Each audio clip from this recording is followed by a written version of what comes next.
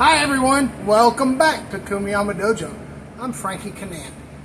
We covered the Tegatana no Kata, or the walk, and I did a run through in its entirety, and then we covered the first section, the feet only section. So today, let's talk about the second section of the walk. Alright? The second section of the walk, now remember the first section, real quick, is dealing with moving your feet only.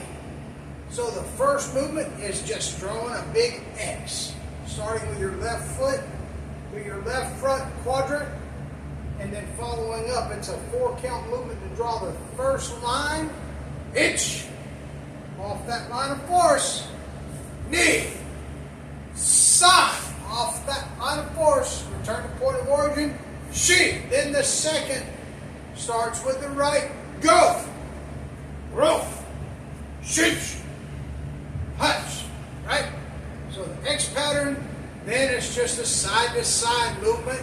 Itch, knee, sign, shi, go, rope, shich, punch. And remember that you move left first, and after the first 4 counts, the last 4 counts of the movement are a mirror image of the first 4. Then the step and turn, or the smiley face and frowning face, right? Because we're going to draw a smiley face for the first 4 counts of the movement. Itch, knee, sign, shi. Then a frowning face with the last 4 counts. Go, rope, shich, punch. Remembering to move off of this line, which represents what? A line of force, a line of an attack coming toward your body. Alright, so there's your recap on the first section.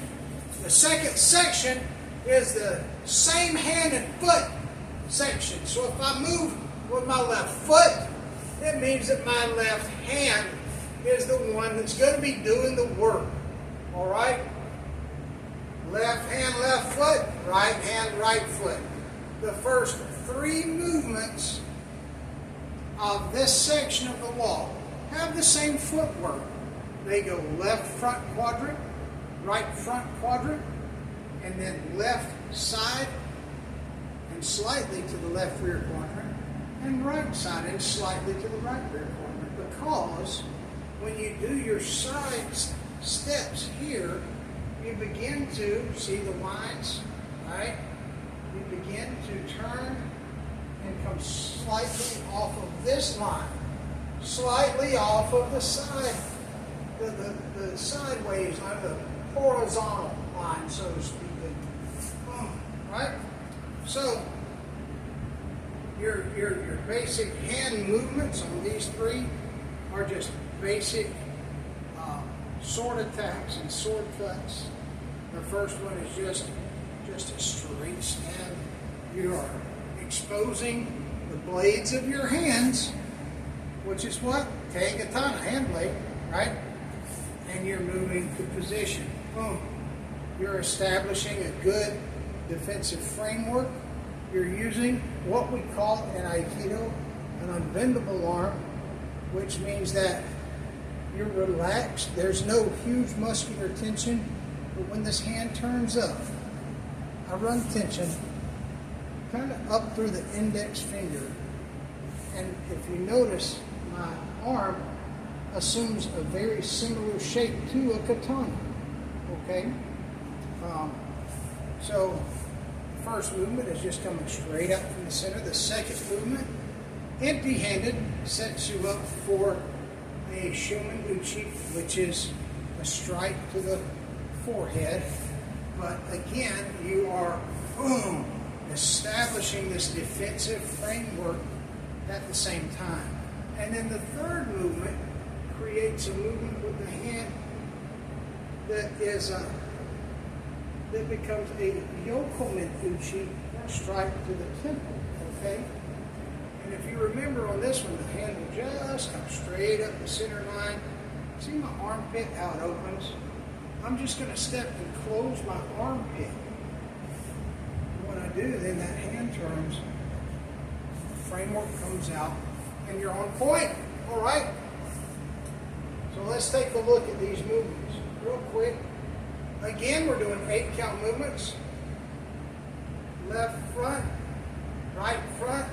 left side, right side. Ich, ni, san, shi, go, ro, shish, hutch.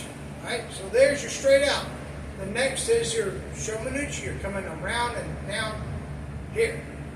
Ich, ni, san, shi, go, ro, shish, hutch. Then yokomanuchi. Ich, ni, san, shi, go, ro, shish, hutch. Now, on the next movement, we change up just a little bit. Instead of going left front, left side, right side, we go left front, left side, right side. So, when you step forward here, you're rolling your elbows out so that your hands are horizontal here, and it's a defensive framework again. When you step back, don't just drop your hands.